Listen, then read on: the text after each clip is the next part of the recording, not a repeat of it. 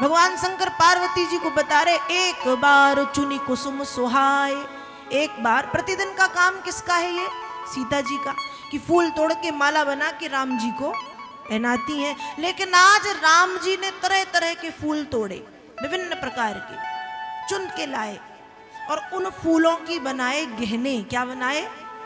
गहने, हार बनाया, कंगन बनाए, कानों के कुंडल बनाए, मांग टीका बनाया, कमर का करधन बनाया, पैरों की पायल बनाई, बालों का गजरा बनाया, और सीत ही पहिराए प्रभु सादर। क्या किया है? राम जी ने सीता जी का श्रृंगार किया है। क्या किया है?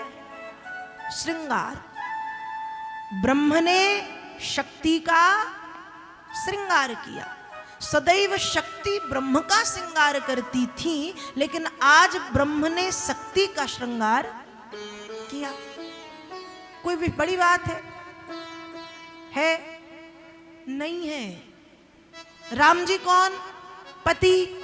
सीता मैया कौन? पत्नी। और पति और पत्नी आपस में ये नहीं करेंगे तो कौन करेगा? जीवन भी 9 रसों से पूर्ण है ना, जीवन में भी 9 रस होते हैं, और पति पत्नी के बीच में यदि श्रृंगार रस ना हो, प्रेम ना हो, तो फिर जीवन नीरस है। गृहस्थ जीवन में यदि प्रेम ना हो तो जीवन नीरस है। तो राम जी ने श्रृंगार किया सीता जी का। और लोग कहें कि ब्रह्म ने ऐसा, तो क्या ब्रह्म का मन नहीं होता? ब्रह्म का हृदय नहीं होता? क्या ब्रह्म पत्थर का होता है? या ब्रह्म की भावनाएं पत्थर की होती हैं? बोलो। तो राम जी ने अपनी भावनाएं प्रकट की, ब्रह्म ने शक्ति का श्रृंगार किया है। शक्ति का श्रृंगार, यहां 2 भाव है। एक तो श्रृंगार किया प्रेम भाव में डूब के, और एक श्रृंगार किया कि अब आपकी मुझे आवश्यकता है, अब आपकी मुझे आवश्यकता है। तो राम जी ने शक्ति का श्रृंगार किया। एकांत में है, लक्ष्मण जी थे नहीं। अब पति पत्नी जब एकांत में है तो तीसरे को वहां नहीं जाना चाहिए। और मान लो गलती से पहुंच गए, मान लो गलती से, तो क्या करना चाहिए? तुरंत यू टर्न, तुरंत वापस लौटो। रुकने की, देखने की, सुनने की जरूरत नहीं है। तो राम जी सीता जी का श्रृंगार कर रहे थे, ये देखा। किसने देखा? इंद्र के पुत्र जयंत ने। किसने देखा? इंद्र के पुत्र जयंत ने। और जब इंद्र पुत्र जयंत ने ये दृश्य देखा तो भगवान शंकर ने पार्वती जी को पहले ही कहा था, उमा राम गुणगूढ़। इंद्र पुत्र ने जब ये दृश्य देखा तो भ्रमित हो गया। ये ब्रह्म, ये सामान्य मनुष्यों की तरह पत्नी से प्रेम करने वाला, पत्नी का श्रृंगार करने वाला क्या भगवान हो सकता है? ये देवी देवता सब कुछ नहीं जानते, जो साधारण मानव को ब्रह्म मान के बैठे। ये ब्रह्म तो हो ही नहीं, ये ब्रह्म तो है ही नहीं। और इंद्रपुत्र जयंत के मन में जब ये भाव आया तो पहले तो वो छिप करके जो नहीं देखना चाहिए वो देखता रहा। और दूसरी बात फिर उसने क्या किया? गोस्वामी जी रामचरितमानस में लिख रहे हैं, सुरपति सुत धरि बायस बेसा, 60 चाहत रघुपति बल देखा, सीता चरण चोच हति भागा, सीता चरण चोच हति भागा, महामंद मति कारण कागा, महामंद मति कारण कागा, महामंद मति कारण कागा।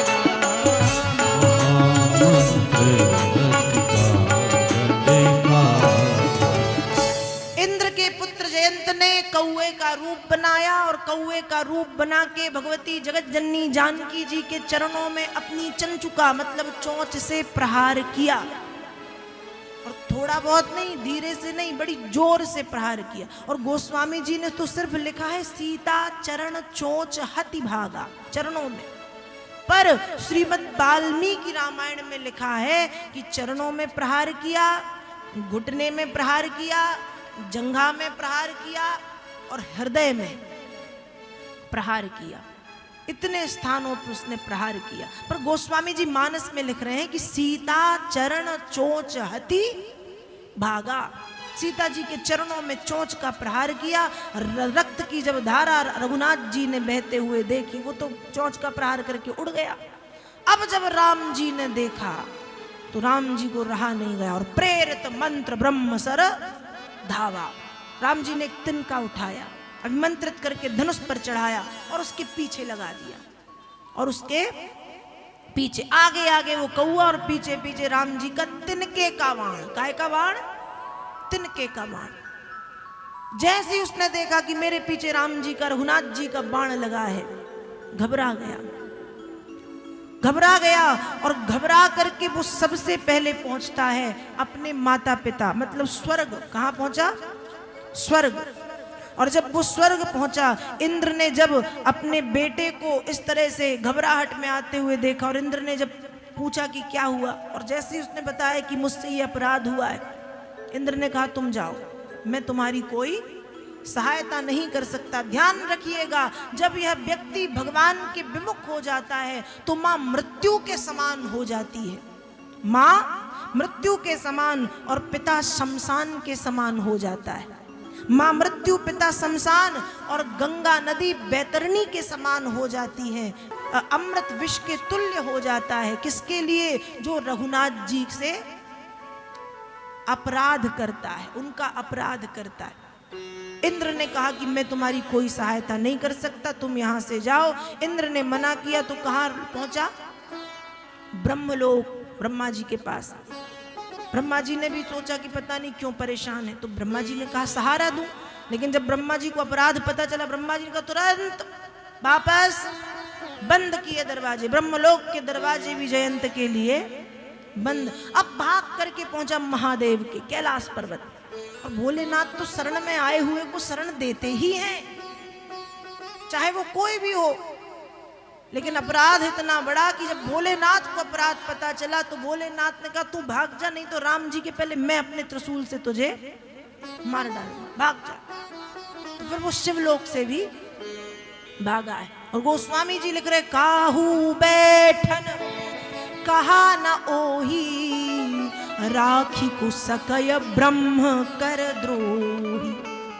किसी ने सहायता की कौन कहे, उसको रुकने भी स्थान नहीं दिया, उसको रुकने भी स्थान। भाग रहा है तीनों लोकों में, भागते भागते भागते भागते थक गया। नारद जी ने देखा। किसने देखा? और गोस्वामी जी लिख रहे हैं, नारद देखा बिकल जयंता, नारद देखा बिकल जयंता, लागी दया कोमल चित शंका, लागी दया कोमल चित शंका, नारद देखा बिकल जयंता, नारद देखा बिकल जयंता, लागी दया कोमल चित शंका, लागी दया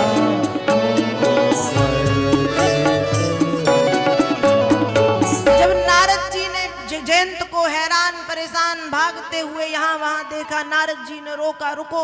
जयंत ने कहा ना ना ना ना, मैं नहीं रुक सकता महाराज, मैं नहीं रुक सकता। पीछे देख रहे हो नारद जी ने कहा रे पागल, इतना समझ में नहीं आता।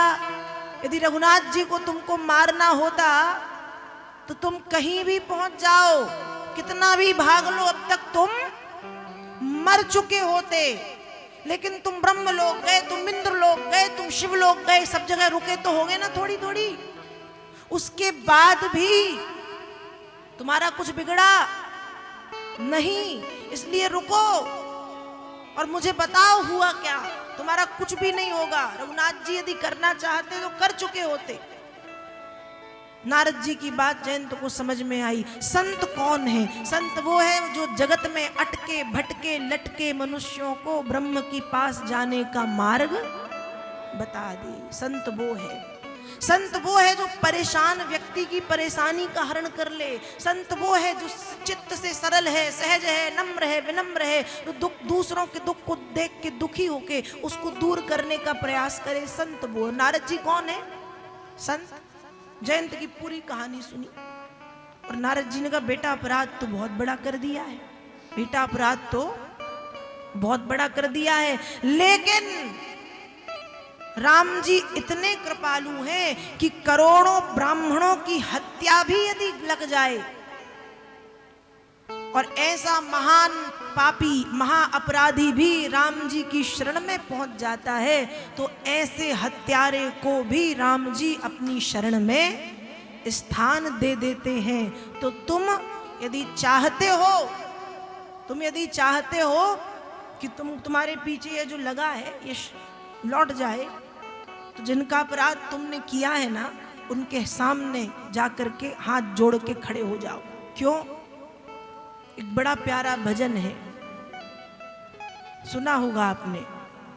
मारने वाला है भगवान, सुना है?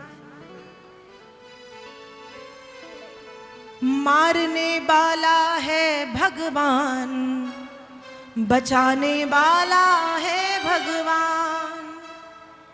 मारने वाला है भगवान, बचाने वाला है भगवान। मारने वाले भी वही हैं और बचाने वाले भी वही हैं।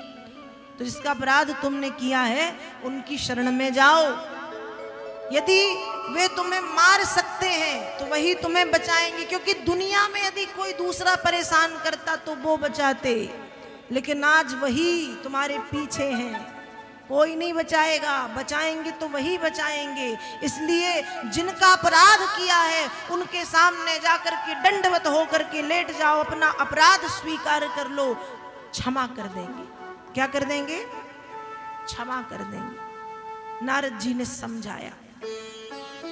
जयंत ने कहा नहीं किया तो? नारद जी ने कहा क्यों नहीं करेंगे, मैं कह रहा हूं ना करेंगे। घने घने पाप जिन्होंने किए हैं और ऐसे महापापी भी जब उनकी शरण में जाते हैं तो शरण में आए हुए को वो शरण में ले लेते हैं, तभी वो शरणागत कहलाते हैं।